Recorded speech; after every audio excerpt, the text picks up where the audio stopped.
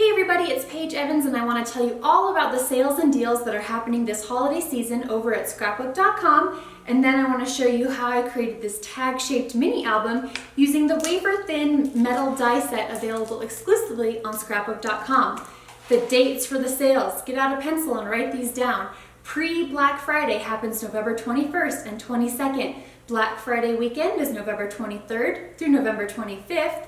Cyber Week is November 26th through November 30th, and then the 12 days of Christmas happens December 1st through December 12th. Come to scrapbook.com daily for surprises and special deals. So scrapbook.com has released this 2018 gift guide. It's perfect for figuring out what to get your scrappy friends, or maybe you've been extra good this year and want Santa to bring you something special.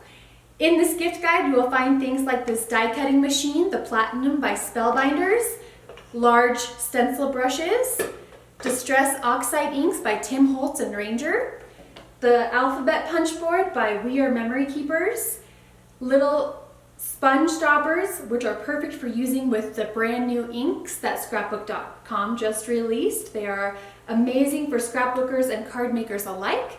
Jumbo sponge daubers, and then this set of wafer thin dies, which is what I used to create my mini album. Let's take a closer look, flipping through the gift guide, and then I will show you how I created this mini album.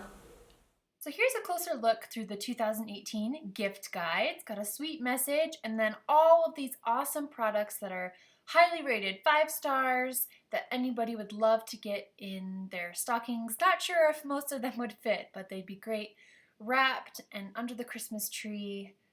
Spellbinders, die cutting machines, metal dies. These are the dies that I received. They are nesting dies, so lots of concentric shapes, so many different possibilities and ways to use them. When I saw these large layered banners and tags, I immediately thought of creating a mini album. So that is what we are going to do in this video. Here is the mini album that I'm going to create with those nested tag dies. It's about our day in Innsbruck, Austria a couple years ago. And so I grabbed my Platinum die cutting machine by Spellbinders and the thickest smooth wide cardstock that I could find. This is by Basil Basics, trimming it down to just larger than the largest tag. And then it's got these little insert pieces to create the holes so that they will all be in the exact same place without using a hole punch. So that's really handy. And then run it on through the machine and it comes out a perfect tag. So that's awesome. I'm going to cut a coordinating piece from pattern paper, so I'm using this, well for now it's yellow striped paper, but I actually end up using the other side, which is the blue floral. Again, cut it just larger than the metal die and then run it through the machine once again and you get a coordinating tag. That's the exact same size as the cardstock one. I wanted to use the cardstock base first so that the tags would have more oomph to them. They'd be a little bit thicker and more easy to turn and flip and work with. Alright, so here I am. I'm just going down through this set, working my way from biggest to smallest, creating smooth white cardstock tags and then creating coordinating pattern paper tags. All of the papers that I'm using are from my whimsical collection, which you can find at scrapbook.com. And then I am using this paper from Whimsical that has all of the different rectangles of patterns, and the nested die set comes with hole reinforcers, a little hole reinforcer metal die. So I'm cutting these down and then I'll show you how to run it through the machine. Again, put the little die, put the paper on top, put the plastic on top and run it through, and it creates a little hole reinforcer, which you have to poke out with a paper piercer or other tool to get it out of the metal die. But I also have this hole reinforcer punch by We Are Memory Keepers, and throughout creating the album I just used that. It's a little bit quicker, but I love the fact that this die set comes with the hole reinforcer. And then you can put them right back onto the sheet because it's got super sticky double-sided tape, and you can put it away and bring it back out whenever you need it. So here are all my tags. I haven't glued them together or stitched them together. I just want to make sure I've picked the pattern papers that I do want to use. I've decided they look good. And then what I did is I machine stitched around each tag. First I applied a little bit of adhesive to the back of the pattern paper so it wouldn't move around, and then machine stitched using coordinating colored thread around each one. So pink thread for this pink tag, blue thread for the blue tag, and that's how I attached all the pattern paper tags to the cardstock tags. What I'm doing now is I know I want to add mixed media to my tags, and so I'm applying a thin coat of white gesso. I'm using a paintbrush and my fingers to smush it around and blend it into the background, and this just helps it from warping. And then on every tag I'm going to splash white acrylic paint that has been watered down a little bit so that it splashes a little bit easier. So splash, splash, splash on every tag. While I was doing this, my Silhouette Cameo was die cutting this textured background cut file. This is one of my cut files available in Silhouette or in my Etsy shop. And there are 9 different stencils included, and I have 9 tags, so it worked out perfectly. I am now using modeling paste and a scraper to apply modeling paste through the die cut textures to create texture. I love having textures on tags in little bits so then I can layer my photos and embellishments on top. I'm not placing everything in the exact same spot. It's kind of varied, so whether it's at the top of the tag, the bottom of the tag, the side of the tag, so that it'll be more interesting. Here's the last tag, applying these wonky hearts to it. Not done yet. Once the modeling paste dried, I'm coming back in with watercolors. These are my new favorite watercolors. They're by Prima. They are super thick and rich and opaque, so you don't need to use a whole lot to get great coverage. And they also splash really well, so I'm painting a little bit, I'm splashing the watercolors, doing the tone-on-tone technique again, so using yellow watercolors over the yellow tag, blue watercolors over the blue tag, and on this one I'm even bringing in some white watercolor. Yeah, so I did use white watercolor. Grabbing this mixed media or this Vicky Bouton shimmery glaze and splashing some shimmer and shine on every tag, so they have some sparkle to them when you're looking at them at a certain angle. I printed my pictures at home. I used Picasa, which is now not available anymore, but I haven't updated it, I haven't deleted it, so I'm going to use it until I can't anymore. And I create collages of 2-inch squares and then open it up in Adobe Photoshop and print it at home. So it's quite a technical process. Another option that I like to do is create 4x6 collages in 2-inch squares and send them to Costco, and then I just trim them out. So I always like to use 2-inch square photos. I also made one a larger rectangle because I didn't want to crop those beautiful buildings. And now I'm placing the photos on the tags where I think I want them to go. On the tiniest tags I can't really fit pictures, but on the larger tags I can fit more. I do have a whole bunch more that I want to use, and I will show you how I incorporate that. Now I'm creating the title on the tiniest tag. It's going to say Innsbruck, Austria. I'm using my rainbow mini foam thickers from Whimsical. There are 9 letters, so I can make 3 rows of 3 letters each. I love how that looks in that grid format. And then I'm using the colorful mini alphabet stickers from the 4-page sticker book. And I want to say Austria because that's the country, but they kind of went off the tag. And so I'm trimming off the edges of the letters a little bit, just as close as possible to the letter, and then adhering them underneath. So it says Innsbruck, Austria. Again, using the whole reinforcer punch to create a whole reinforcer, and there is the first page. Those charms are from my friend Lisa on the Pink Paisley design team. She created them, the paper bead chains, and you'll see it more when I do the flip through, but it's so cute. For the journaling, I copied, pasted, printed, trimmed, and then I will adhere the journaling taken straight from my blog post recap about this day. I always like to use the font Remington Noiseless.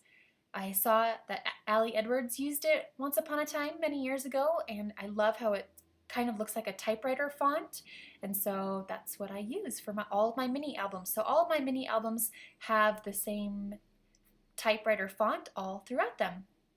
I'm using a liquid adhesive to glue the journaling strips in place.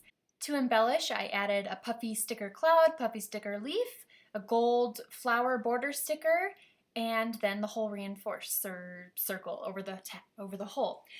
On the bottom of every tag, I'm going to stitch some ribbon. These are all ribbons and trims that you can find at scrapbook.com, so on my blog post I will link them up. Here is the second tag. I also added some machine stitching to get that ribbon in place and reinforce the puffy stickers. On the third tag, it says yellow tag. Figuring out which ribbon to use at the bottom first, I lightly adhere it with adhesive, trim off the excess, and then run it through my sewing machine. I'm going to go ahead and add the whole reinforcer right now, contrasting color of blue. Lately I've been doing a lot of tone on tone for my mini albums. This one I wanted more colors throughout, so I did start with the tone on tone mixed media, but now I'm going to add all the colors. So I'm just layering some things. This photo started out 2 inches square, but then I trimmed off the top and bottom and added some more embellishments on top to create a central cluster. So clustering is going to be the name of the game. I'm going to layer up stickers and chipboard stickers and other elements from Whimsical. Tucked a mint floral round sticker there. Here comes a chipboard floral sticker. The whole reinforcer from a contrasting color of pattern paper. Again, I'm just using those rectangles of all the different patterns from that single piece of pattern paper. This is some Maggie Holmes gold trim, super beautiful. So I'm using liquid adhesive to stick it down first, and then again I will run it through my sewing machine to attach it in place permanently. Have to hold it there so it dries a little bit. I've also got a few more journaling strips. So here is the finished tag. All right, moving on to the next one. This tag is all about this pink church. Oh my goodness, it was so beautiful.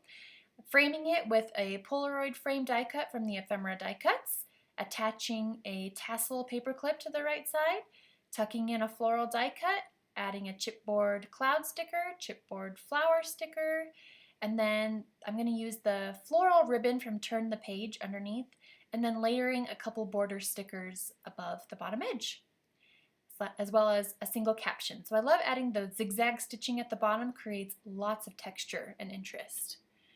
Another pink tag. This time I'm going to add 2 photos. In between, in the kind of the white spaces that don't really matter too much, I'm adding a floral sticker and then layering a scalloped border sticker, and this is some crushed velvet aqua ribbon from a ribbon spool by Maggie Holmes.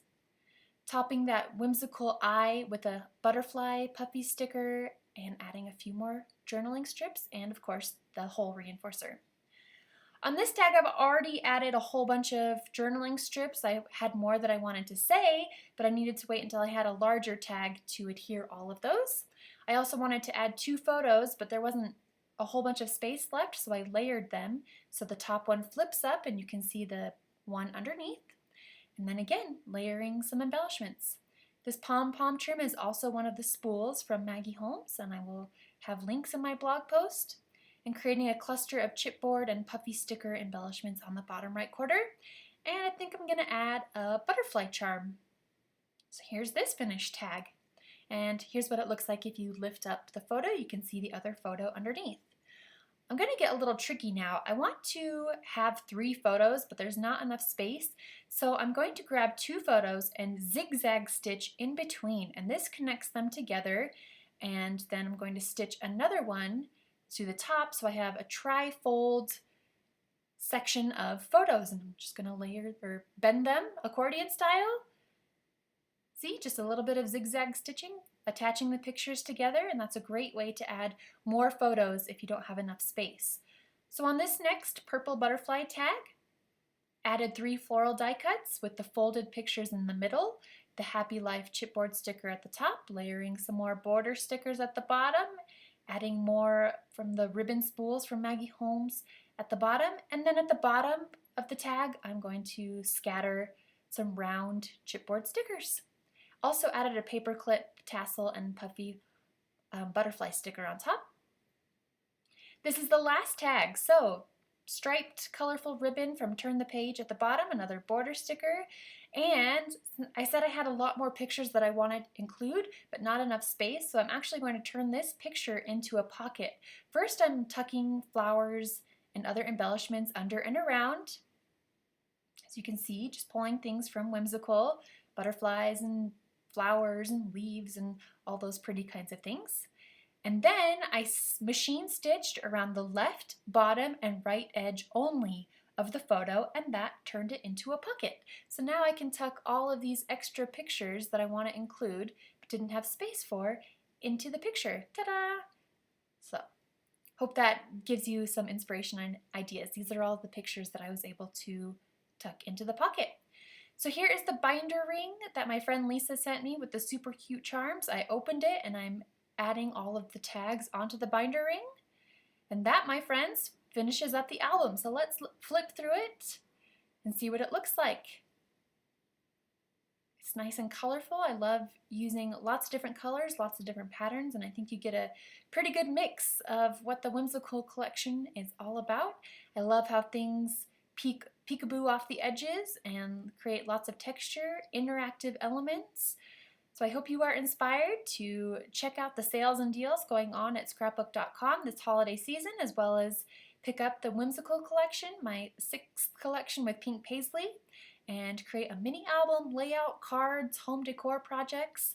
Let me know if you have any questions about anything. I will leave links to my blog posts where you can find lots more information. All right, thank you so much for watching. I hope you have a wonderful day and a happy holiday season. I will see you again soon.